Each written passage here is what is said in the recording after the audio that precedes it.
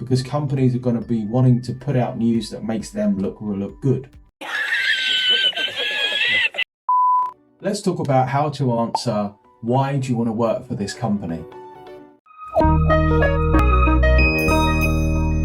What's up guys, it's Mike from Job Ready English. We're here to help students get hired. Yes! Welcome to the next video in the Awesome Answer series, where we break down how to answer common interview questions. Now don't forget, just like every video we're going to be putting out in the Awesome Answer series, there's a free template down below. So you can download that template and write up your own answer yourself. Go and grab that template now and you can work along and go through it with me. Take it! It's yours! Today we're going to be talking about one of the 3 big motivational questions, which is why this company? Now this is a question that you always want to prepare for. Why is that? Well, because a company is going to want to know that you actually want to work for them. You have a genuine interest in them and what they do. And that means you're going to need to produce an answer which is not generic. I.e., you're not just saying the same thing to every single company and be like, yeah, I really want to work for you because you're big and you're a global company and you've got lots of revenue and staff and you do gender diversity stuff and corporate social responsibility stuff and it will be really good for me. That is literally the answer that I hear a lot of times when I work with clients, whether that be in hourly sessions or with clients over a period of time. And the fact is, you want to make your answer as unique as possible and to show that you've really done your homework. And we're going to break down how to do that today. First of all, how long should your answer be? So I always like to get candidates to aim to answer a question in about 2 minutes. Sometimes you'll get a bit shorter, 90 seconds, sometimes 3 minutes. So then the next question that always gets asked is, well, okay, say I've got 2 minutes, how many words should I write when I'm putting that into a script?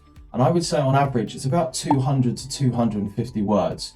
So when a person speaks at more than 125 words per minute, it tends to be a little bit too fast. I see candidates get a bit gaspy and they can't really get their words out properly. And also from a listening perspective, I can't take in what you're saying because all your words will just jumble up together. So about 200 to 250 words for a 2-minute script. So next, how are we going to write that answer and what are we going to put in it? Well, initially what we want to do is we want to go on a fact-finding mission.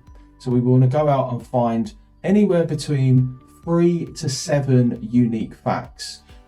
When is it 3? Maybe you've got a bit more to speak about. When is it 7? Maybe you've got a little bit less to speak about. So what type of facts should you be looking at? The one that tends to come up are financials. So for example, how well did they do this business year? What's their profit like? What is the revenue for the particular department that you're applying for? The next up would be clients. Are there any famous clients that they work with? Are there any big projects that they've just completed? Something that you can easily get from their news page because companies are going to be wanting to put out news that makes them look good. Companies are going to be wanting to put out news that makes them look good. Next up would be key events. So this could be products, policies, projects, acquisitions. The list goes on and on and on. And again, you'll generally find that in blogs and news. Then we have awards. So you might have industry awards, diversity awards, awards, for example, within a particular industry, like an asset management award from a particular body, and so on and so forth. It could be unique language, so something about the way that they speak about their core values, their ideals, their mission statement, a particular project that they're working on at the time that really speaks and resonates to you. You might be interested in their white papers. This is definitely true of a lot of consulting firms which are constantly producing insights. Really, it's a sales and marketing tool that they can deliver to their clients who hopefully are going to buy services for them. And you can use those white papers and tools to really take out some key information and put that into why you want to work for this company. And the last thing is just general industry news. So movements that are happening within the industry that maybe include the company or don't include the company. So that's just a good idea of financials, clients, key events, awards, unique language, white papers, and industry news. And all of that is down in the handout down below. And that's more than enough for you to put together those 3 to 7 unique facts. The next thing you might think about is, well, where am I going to get all this information from? I'm not really sure where to find it. First of all, you're going to start with the company themselves, whether that be about us. If they're a publicly listed company, then you're going to want to look at annual, quarterly reports. I tend to like looking at press kits because an annual report may be 100, 200 pages long, and press kits tend to really condense everything into a couple of pages. The other trick that I've sort of found with annual reports is that really all you want to look at is the chairman's statement, the managing director, managing partner, the CEO's statement, because they're really going to give you all the big headline news.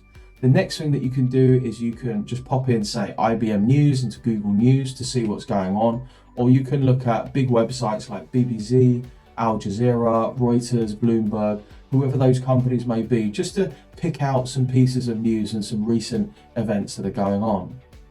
Now, finally, what I kind of want to end up on is you might say, well, actually, Mike, my answers just sound like it's just a list of things, and I'm just reading out the list. Like, here are the 7 reasons I want to work for this company. Firstly, blah. Secondly, blah. I'm gonna be like, blah, blah, blah, blah.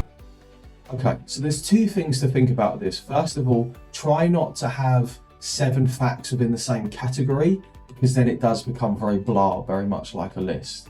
The second thing to think about is there are going to be certain facts and figures and information and news that really resonates with you. It might be about their corporate social responsibility, a recent business acquisition, the moves that they're making in terms of including gender and diversity inclusion. Whatever that may be, make sure that you put that into your answer, because really it's got to be something that speaks to you. Not all of it is going to speak to you, because it's a little bit weird and cryptic and you're talking about some random company that you don't know.